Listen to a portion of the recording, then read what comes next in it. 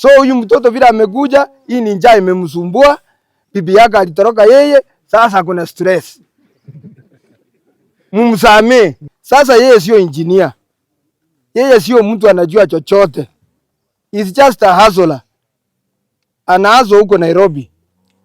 Na wacha nimhakikishie ya kwamba CDF hatuna pesa ya kupeana.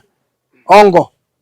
Kama anataka akuje nimpe kazi, contract, hata yeye ajenga ofisi moja ya chief, hata ya asina chief wa hapa anahitaji ofisi. Akuje nimpe kazi, afanye. Ama aende kwa mheshimiwa Patrick aombe kazi huko, hata amsaidie one class ajenge kama mtu. Tena huyu mtoto sio wa Borabu. Hata juzi ndio amebadilisha kura kuja Nyageita.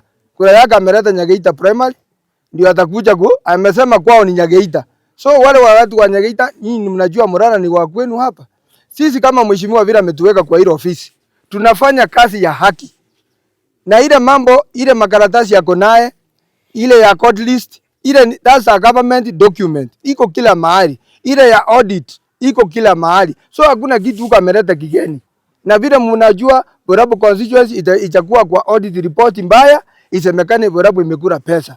Hata wakati mliona mheshimiwa Patrick Osero, Kenya mzima alikuwa the best performance, he was number 6. Sana. Mimi ndio chairman wa CDF Borabu constituency.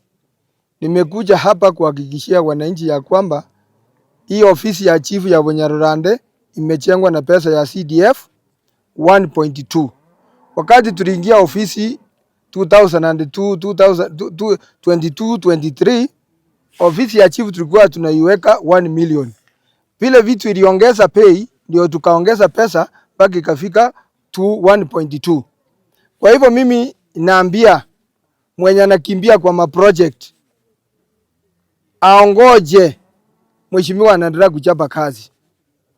Hata akiendelea kuzunguka hakuna mahali ataenda apate hakuna project. Kama sasa amezunguka kila mahali iko project.